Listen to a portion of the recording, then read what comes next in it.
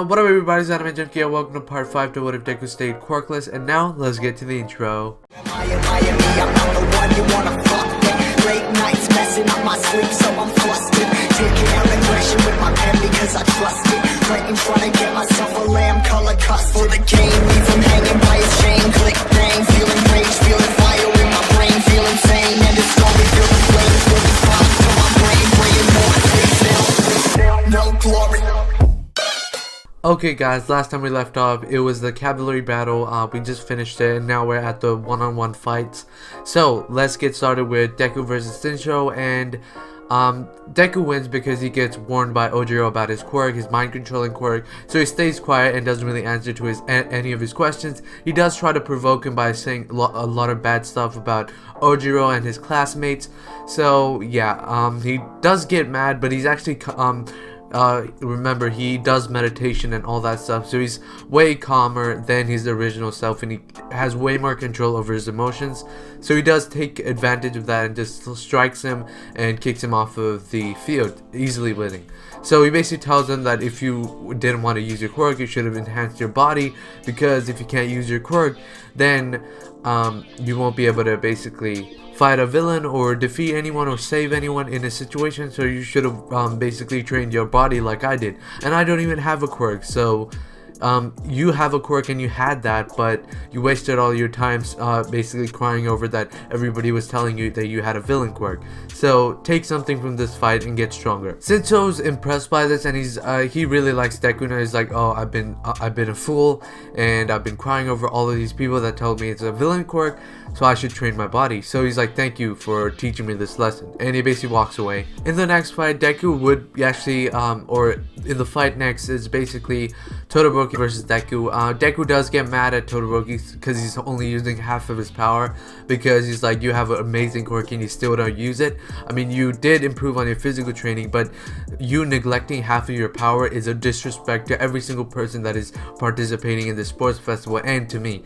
And he gets like, it's disrespectful, and he basically thinks for a second, because he's really like, Todoroki isn't really that smart. I mean, he's academically smart, but emotionally and everything like that, he's not really that smart. So yeah, so he does notice this. He's like, I've been disrespectful to everyone, but just by using half of my power, I'm sorry. So he uses his fire side this time. So this time he actually wasn't convinced by Deku with like emotions and everything. This is like a way calmer Deku and a way logical Deku. So he actually basically tells him, or more of a justice type of Deku. He's like, you disrespect me, or like an honor type of Deku who has like battle honor or like a warrior's honor. So that's exactly what Deku is like this time. So he does that same attack with his ice and fire, and he doesn't really join them together. He does his like giant ice wall again, not ice wall, or giant like attack of ice, and he throws it at Deku. Deku basically does his 2 times thing,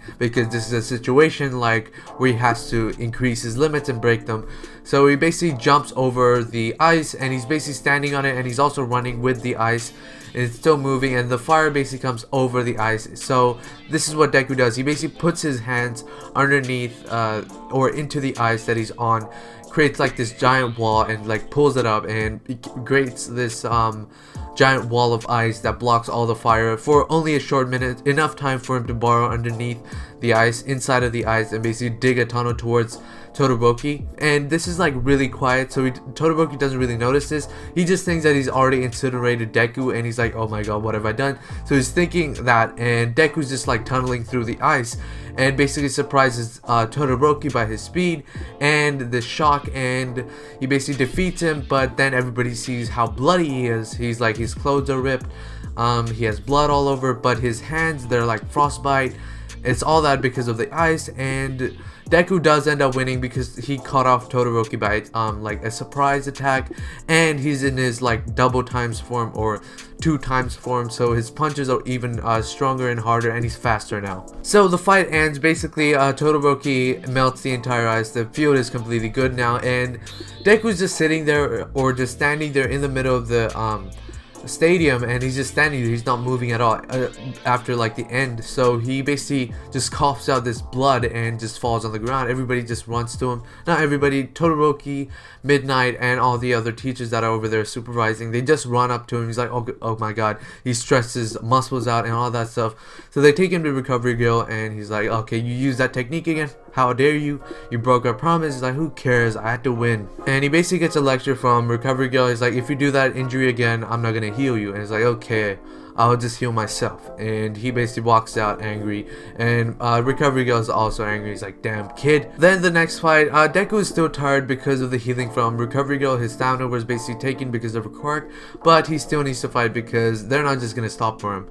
So they basically get to him. He has recovered some of his stamina, but he still isn't at his full capacity. But he still ends up beating Bakugo because he's way stronger than him.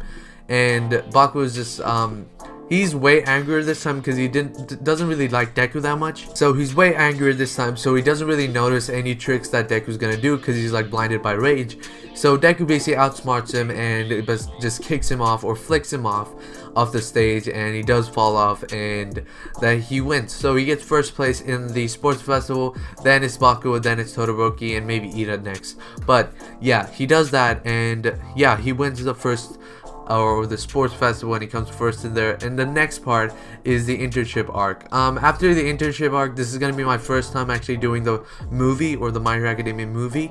So yeah, the reason why I haven't done it is because I had to study the movie first, what happens, memorize every single plot point or every single thing that happens in the story and memorize it, so I won't really have to take notes and basically read it off there. So yeah, so I was just memorizing it, and now I'm actually going to start doing the movies inside of my what ifs now from today on. So yeah, but that's still gonna happen in maybe even in 2 parts after this, or maybe 1 part after this, but it's still like far away, because where the movie actually fits in the timeline, it's after the final exam and basically before the forest training camp. So that's where the movie actually happens.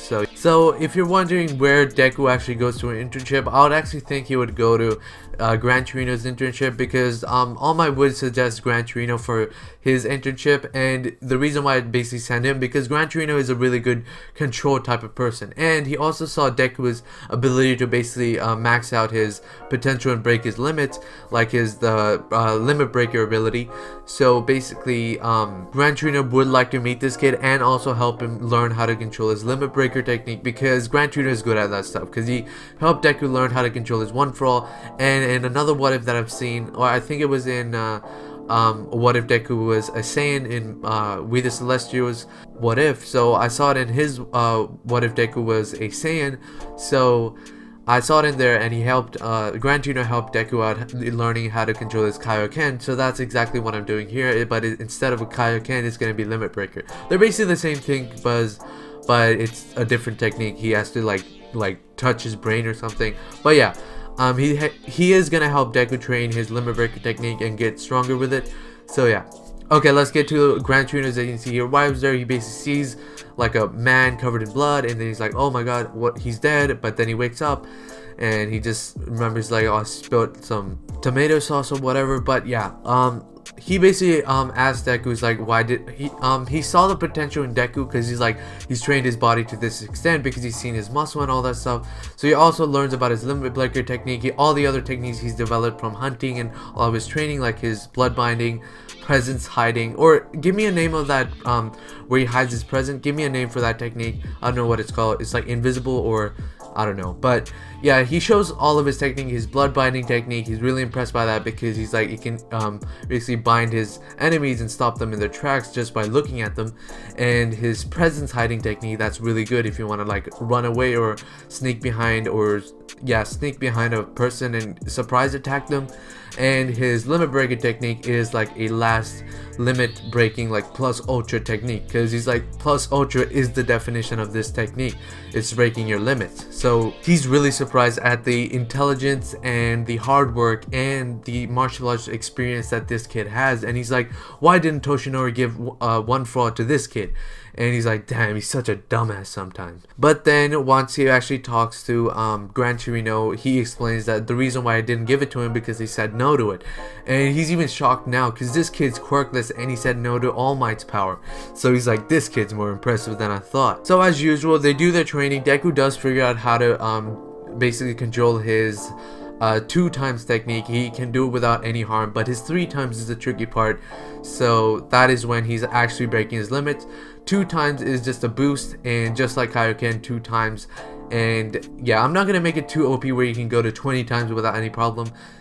So yeah, after he learns another few things like how to move like Gran Torino, because he really was intrigued how to move like Gran Torino, because it's so unpredictable, and he has the speed of Gran Torino in 2 times. So that's a really useful technique that he wants to learn. So Gran Torino does train him, and he learns it perfectively, because remember, Deku is really smart and he's a prodigy. He can basically mimic any technique that he can see, because that's also one of his skills that he learned in hunting, because he had to mimic the way of like animals, to move like them, to basically predict them, and to mimic their techniques to find out what their next move is, so they can hunt them, so he can hunt them. So that's one of his techniques that he basically developed, but he doesn't really know that it's his technique. He just thinks it's a skill. It's like, okay, I'm pretty good at mimicking other people, that's his thing. But it's actually a technique, because, you know, yeah, because I said so. Anyways, so after Gran Torino's training, he'd basically say, okay, let's go to villain training, villain combat training. He would take him to Hosu City on a train.